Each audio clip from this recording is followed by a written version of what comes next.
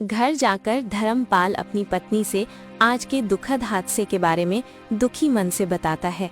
अरे भाग्यवान, हमारे साथ ये क्या हो गया। हम तो पल भर में बर्बाद हो गए। पूरा कारोबार, जमीन, सब कुछ छिन गया। अब तो बस ये घर ही बचा हुआ है। मुझे पता है ये सब भगवान हमारे बुरे कर्मों का फल दिया है हमको।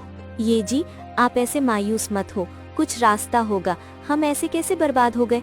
और हाँ, आप तो वो दूसरे गांव के जमींदार के साथ व्यापार करते थे ना, उनसे मदद मांगिए ना, वो तो कुछ मदद कर देगा। अरे कैसी मदद माँ, वो आदमी मदद करेगा। अरे मदद छोड़ो, उसने हमारे चावल के मिल की जमीन को भी हड़प लिया। अरे ये क्या कह रहा है तू। अगर किसी से मदद नहीं मिला तो हम क्या करेंगे इस मुसीबत के घड़ी में। छोड़ो भाग्यवान, जो हुआ है वो सब अपने ही बुरे कर्मों का नतीजा है। तुम खुद ही सोचो, हमने मेरी दोनों भतीजियों को कितना दुख दिया है, उसी का पाप लगाए हमें। हाँ माँ, बाबूजी बिल्कुल सही कह रहे हैं। हमने पाप किया है, हमें अब इसी दुनिया में पापों का फल भुगतना पड़ेगा। पता नहीं बिना पैसों के अब ये घर कैसे चलेगा। हाँ कमल बेटा, तू सही बोल रहा है। अब हम ये घर कैसे चलाएंगे। हमें तो गांव में कोई मदद भी नहीं करेगा। ज्योति और मीरा के ऊपर किए अन्याय के लिए गांव वाले भी हमसे नाराज हैं। ऐसे तो हम सड़क पर आ जाएंगे। ये सब बात करके तीनों बहुत उदास हो जाते हैं और तभी इस उदासी भरे माहौल में विमला बोल पड़ती है। ये जी, मेरे मन में एक विचार आया है। क्यों ना हम ज्योति और मीरा के पास जाकर उनसे मदद मांगे और साथ में उनसे हाथ जोड़ के माफी भी मांग लेंगे। मदद? कैसी मदद माँ? वे दोनों हमारी कैसे मदद करेंगी? उनके पास तो मदद करने के लिए कुछ भी नहीं है और ना ही वे मदद करेंगी। आखिर इतना दुख जो दिया उनको हमने। अरे क्या बोल रही हो तुम, पागल हो गई हो क्या? कितना परेशान किया है उनको। अब किस मुंह से जाऊंगा उनके पास मदद मांगने। और वे तो खुद ही कितनी मुश्किल से जी रहे हैं, हमारी क्या मदद करेंगे वे। अरे आप लोग थोड़े शांत हो जाइए। हम उनसे पहले दिल से हाथ जोड़कर माफी मांगेंगे और उसके बाद हम उनकी जमीन पर खेती करने की इजाजत मांगेंगे और खेती का जो भी मुनाफा होगा उनको भी आधा देंगे और हमारा भी जैसे तैसे गुजारा हो जाएगा। और हाँ, मैं इस बार लालच में नहीं बोल रही हूँ, मैं बुरी परिस्थितियों के चलते बोल रही हूँ। तुम बात तो ठीक ही कर रही हो। हमें तो कोई मदद करेगा नहीं और हमें तो ज्यादा कुछ काम भी नहीं आता। बस थोड़ा खेती बाड़ी जानता हूँ मैं, और अगर वे लोग मदद के लिए मन जाएं तो कमल भी मेरी खेती में मदद कर देगा। हाँ बाबूजी, मैं करूँगा मदद।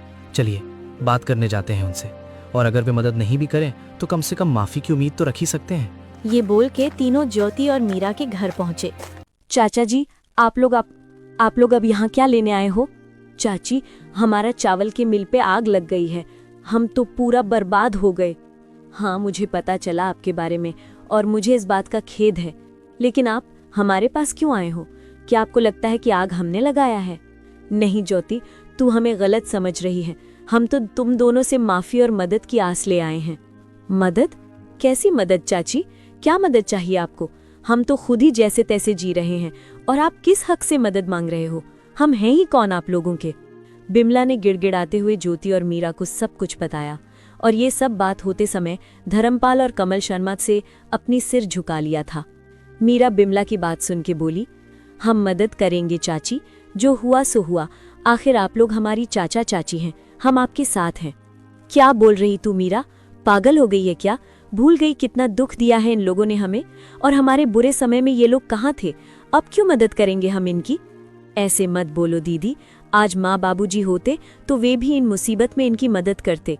और माँ बाबूजी कहा करते थे कि माफी बहुत बड़ी जीत है और माफ करने वाला ही असली विजेता है। फिर भी मीरा, मैं इन लोगों की करतूत नहीं भूलूंगी। मैं मदद करने के लिए तैयार नहीं हूँ। दीदी, आपको मेरी कसम, कृपया आप उनकी मदद कर दीजिए। और वैसे भी इनको हमारी जमीन पर खेती करने देंगे तो हमारी भी बहुत मदद होगी और हम आगे से हंसी खुशी एक साथ रह पाएंगे।